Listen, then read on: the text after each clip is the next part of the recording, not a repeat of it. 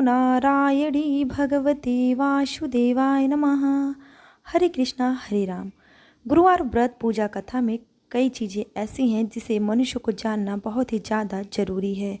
जो व्यक्ति श्रद्धा भाव से गुरुवार को भगवान विष्णु की पूजा करता है और गुरुवार व्रत कहता है या फिर सुनता है, भगवान विष्णु माता लक्ष्मी उसकी सभी गरीबी कष्ट को दूर कर देते हैं और जीवन में सुख समृद्धि प्रदान करते हैं और सारी कामनाओं को पूरी करते हैं। आइए आज रसपान करते हैं गुरुवार व्रत कथा की। कथा सभी को अवश्य सुनना है और छोटी सी रिक्वेस्ट है, चैनल पे नए हैं तो सब्सक्राइब करें और कथा को पूरी अवश्य सुनिएगा, बीच में आधा बिल्कुल भी न छोड़िएगा। चलिए शुरू करते हैं कथा। प्राचीन समय की बात है। भारत में एक राजा राज्य करता था। वह बड़ा ही प्रतापी और दानी था।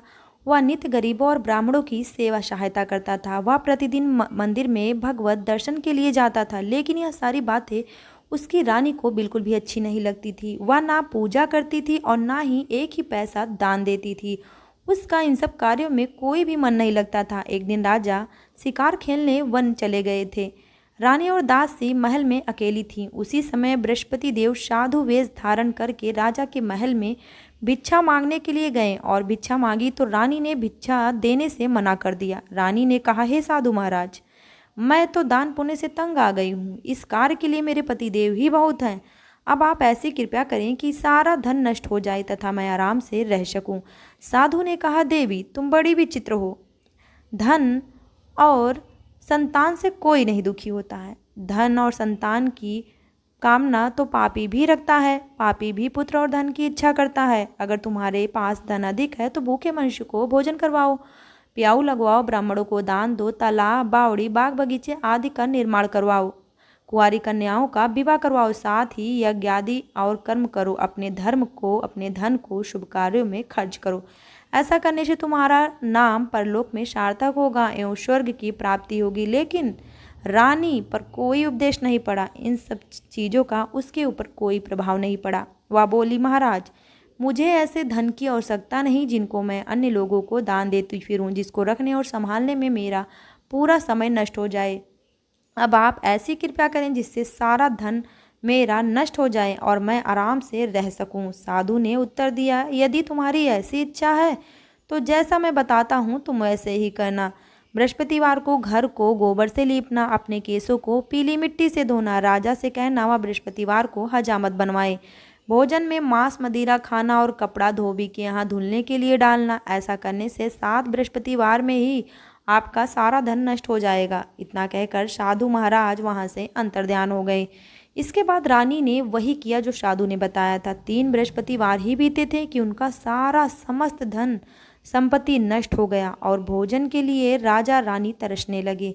तब एक दिन राजा ने रानी से कहा, रानी तुम यहाँ रहो, मैं दूसरे देश जाता हूँ। मैं यहाँ पे कोई छोटे कार्य नहीं कर सकता क्योंकि यहाँ पे मुझे सब जानते हैं। ऐसा कहकर राजा प्रदेश चला गया। वहाँ जंगल से लकड़ियाँ काटता लाता और फिर उन्हें बेचता था। शहर में इस तरीके से बेचकर अपना जीवन व्यतीत करने लगा। इधर राजा के बिना रानी और दासी बहुत ही ज़्यादा दुखी रहने लगी। किसी दिन भोजन मिलता और किसी दिन जल पीकर ही रह जाती थी। एक समय जब रानी और दासी को बिना भोजन के 7 दिन व्यतीत करने पड़े तो रानी ने अपनी दासी से कहा, हे दासी, पास ही के नगर में मेरी बहन रहती है। वह बड़ी धनवान है। तू उसके पास जा और 5 सेर बेझर मांग कर ले आ ताकि कुछ समय के लिए थोड़ा बहुत गुजारा हो सके। दासी रानी की बहन के पास गई। उस दिन बृहस्पतिवार का दिन था। रानी की बहन उस समय बृहस्पतिवार की कथा सुन रही थी। दासी ने रानी की बहन को अपनी रानी का संदेश दिया, लेकिन रानी की बहन ने कोई उत्तर नहीं दिया। जब दासी को रानी की बहन से कोई उत्तर नहीं मिला तो वह बहुत दुखी हुई। उसे क्रोध भी आया। दासी ने वापस आकर रानी को सारी बात कही और कहा कि आपकी बहन तो बहुत ही घमंडी है, छोटे लोगों से तो बात भी नहीं करती है। रानी ने कहा कि दासी, इसमें उसका कोई दोष नहीं है। जब बुरे दिन आते हैं तब कोई सहारा नहीं देता है। अच्छे बुरे का पता विपत्ति में ही लगता है।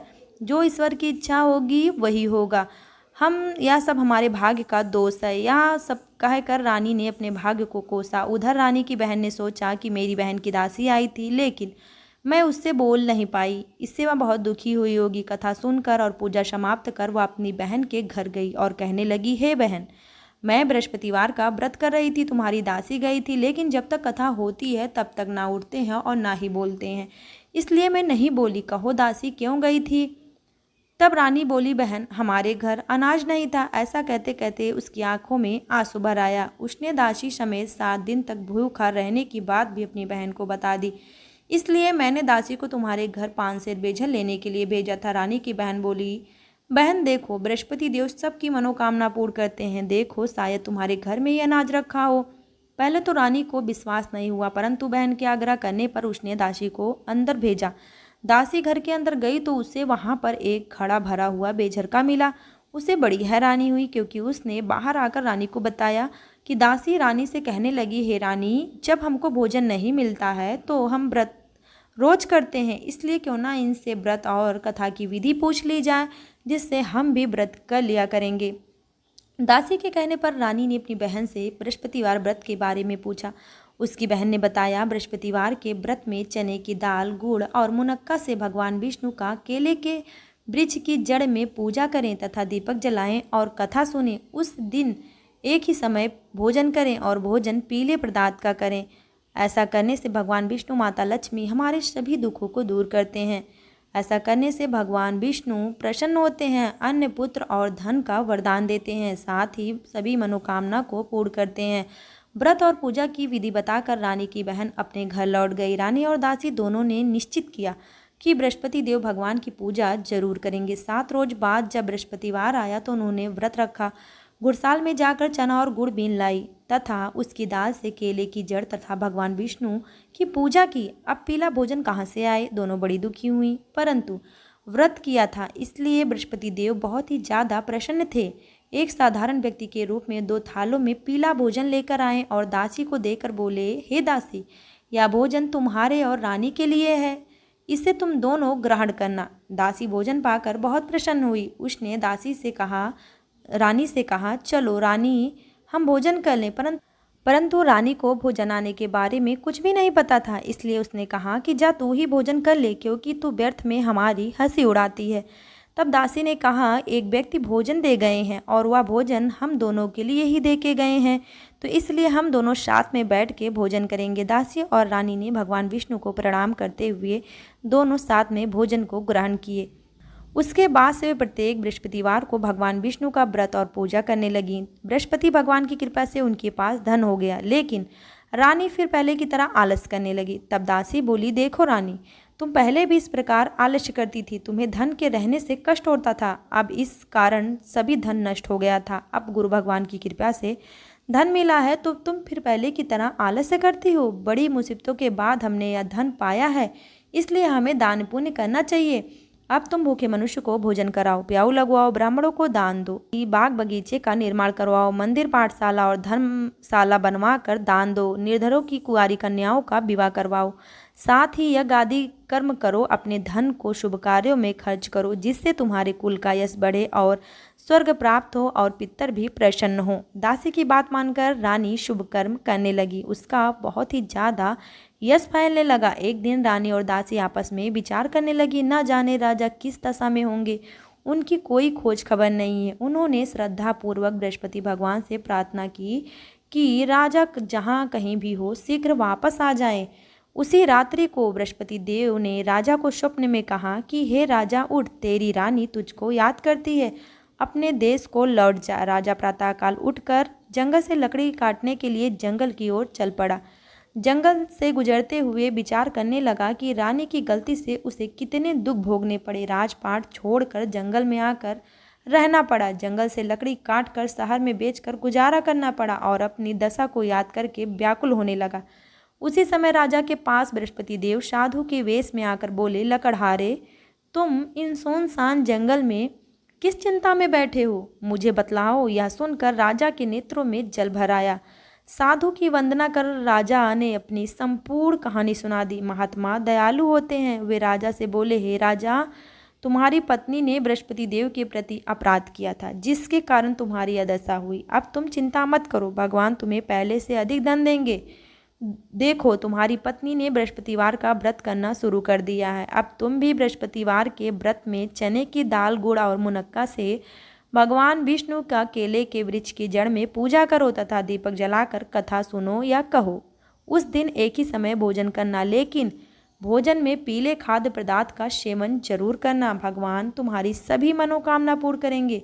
साधु की बात सुनकर राजा बोले, हे प्रभु, लकड़ी बेचकर तो इतना पैसा भी नहीं बचता जिससे भोजन के उपरांत कुछ बचा सकूं। मैंने रात्रि में स्वप्न में अपनी रानी को व्याकुल देखा है। मेरे पास कोई साधन भी नहीं है जिससे उनका समाचार मैं जान सकूं।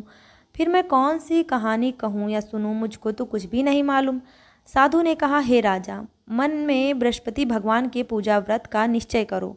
वे स्वयं तुम्हारे लिए कोई राह बना देंगे। बृहस्पतिवार के दिन तुम रोजाना की तरह लकड़ियां लेकर शहर में जाना। तुम्हें रोज से दोगुना धन प्राप्त होगा, जिससे तुम भली भांति भोजन कर लोगे तथा बृहस्पति देव की पूजा का सामान भी आ जाएगा।